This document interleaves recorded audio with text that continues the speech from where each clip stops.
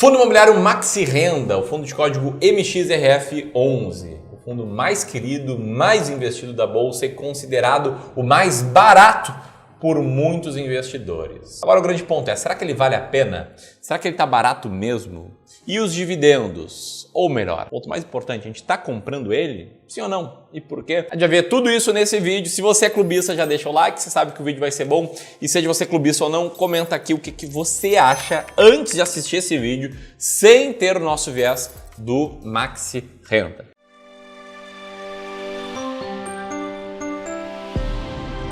O MXRF11 se tornou, né, Felipão, o principal fundo para quem está começando a investir em fundos imobiliários. É o preferido, o bambambam aí de todos os investidores, sobretudo os iniciantes. E é um fundo que cresce muito em quantidade de cotistas, né? Se for ver aqui, os fundos imobiliários com mais cotistas em 2022, ele está lá na frente com quase o dobro, ou melhor, mais do que o dobro de cotistas do segundo fundo imobiliário mais investido. E segundo o próprio relatório desse fundo imobiliário, houve um crescimento de 2% na quantidade de cotistas no último mês e ele chegou a 722 mil cotistas, que são gente como a gente, ou como o Eduardo, que comentou aí que tem 2 cotas do MXRF11, recebeu os primeiros dividendos e está super feliz.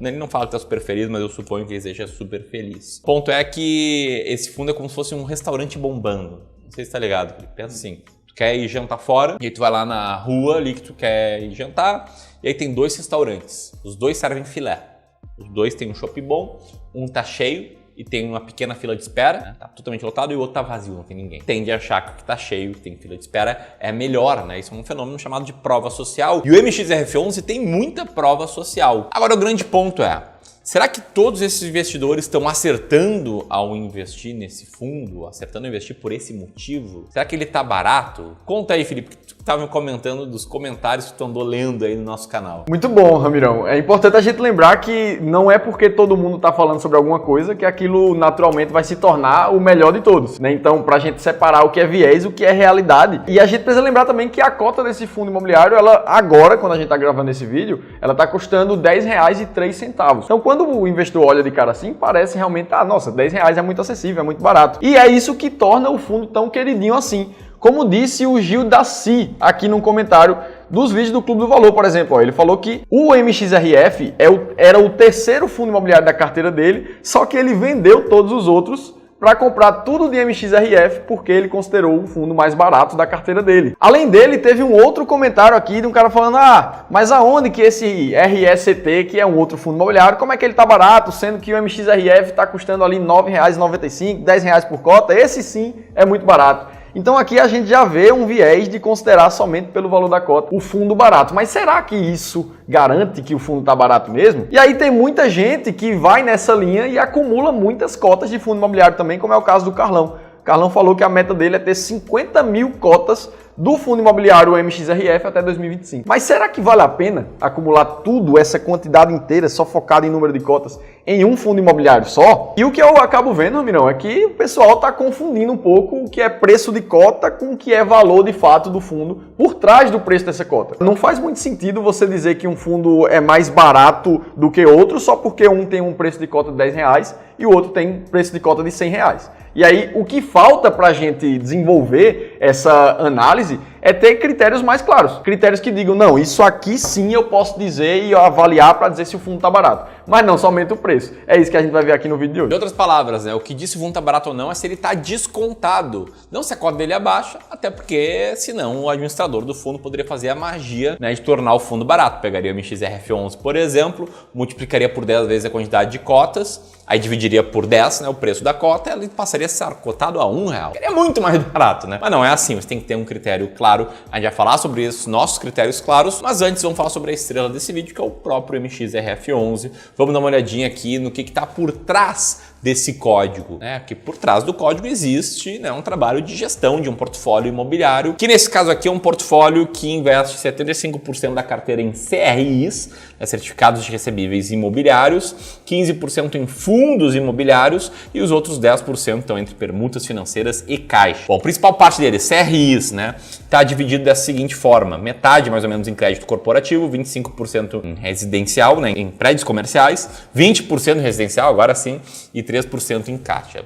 E na parte de fundos imobiliários, a carteira desse fundo imobiliário é meio concentradinha, né? Os principais fundos ali de código SPVJ11 e GTLG11, somados aí, eles têm quase 50% da carteira do fundo. Somado com o terceiro ali, soma mais de 50%, né? Embora ele tenha uma lista gigante de outros fundos que ele invista. Bom, outro ponto essencial para quem investe em fundos imobiliários, né, que está buscando o quê? Está buscando renda passiva, renda sem trabalhar e também, de certa forma, proteção contra a inflação.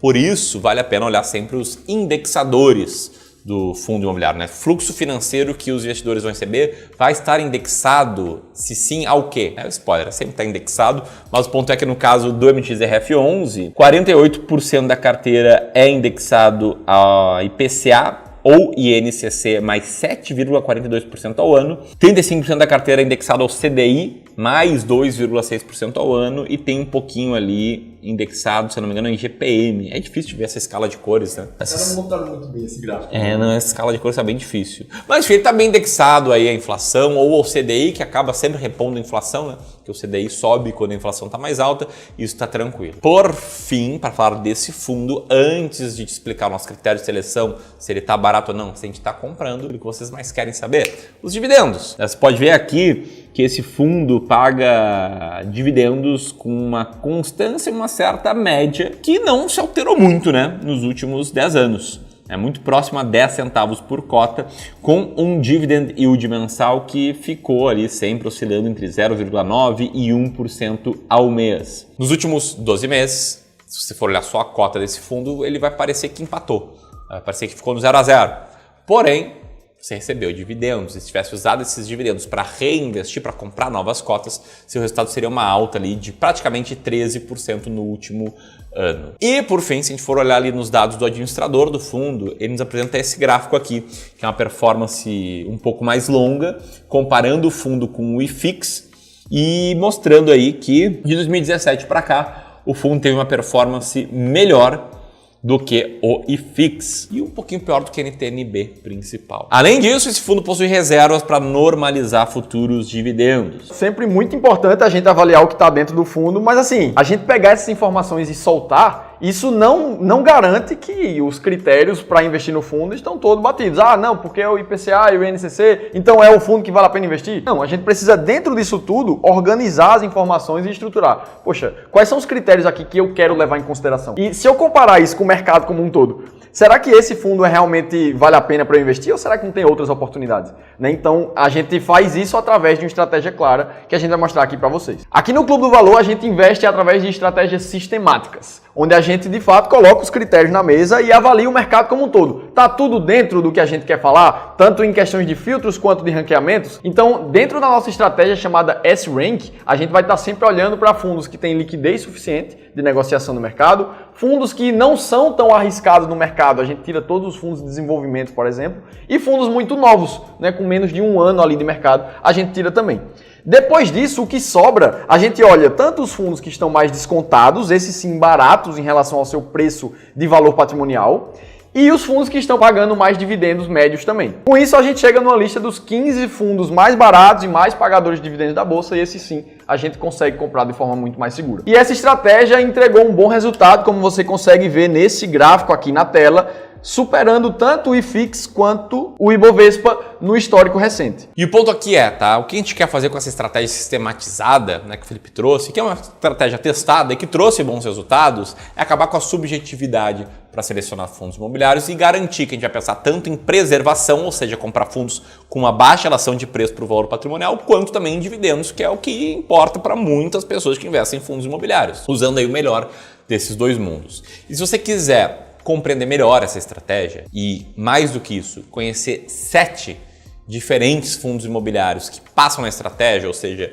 que a gente considera baratos e bons pagadores de dividendos nesse mês. Ah, eu estou assistindo esse vídeo aqui em maio. Nesse mês, a gente atualiza esse e-book, esse material. Você pode simplesmente apertar aqui no primeiro link na descrição ou no card ali em cima da cabeça do Felipe e baixar de forma totalmente gratuita o nosso e-book com 7 fundos imobiliários de acordo com a estratégia S-Rank. Tamo junto? Quando você vai baixando, a grande pergunta é: o MXRF11, a gente está comprando? Ele tá barato? Então vamos lá, vamos pegar aqui os principais critérios, tá? Filtro de liquidez, ok, passou. Idade do fundo, ok, passou. Não é de setores mais arriscados, ok, passou. Agora vamos olhar então para o dividendo e para o preço por valor patrimonial. A mediana do dividend yield mensal dos últimos 12 meses não é ruim, é 1%. Opa, coloca ele no páreo. Mas a relação de preço por valor patrimonial nesse fundo é de uma vez. É que até para o fundo CRI pode ser entendido como algo justo. Justo, mas não com desconto, não com margem de segurança. Então, somados esses dois pontos, esse fundo fica na posição número 48 da nossa estratégia S-Rank. Em outras palavras, a gente entende que existem 47 outros fundos imobiliários mais baratos, como a gente compra 15 e em carteira o MXRF11 tá de fora. Agora, se você quiser saber quais são alguns desses 15 que a gente está comprando, vou deixar aqui um link para um vídeo em que a gente revela isso e aqui o link aí para o PDF com a estratégia S-Rank 7 fundos baratos. É claro, se você quiser se inscrever no canal, vamos colocar aqui ó, no meu peito o botão de inscrição aí no clube. Grande abraço e até mais.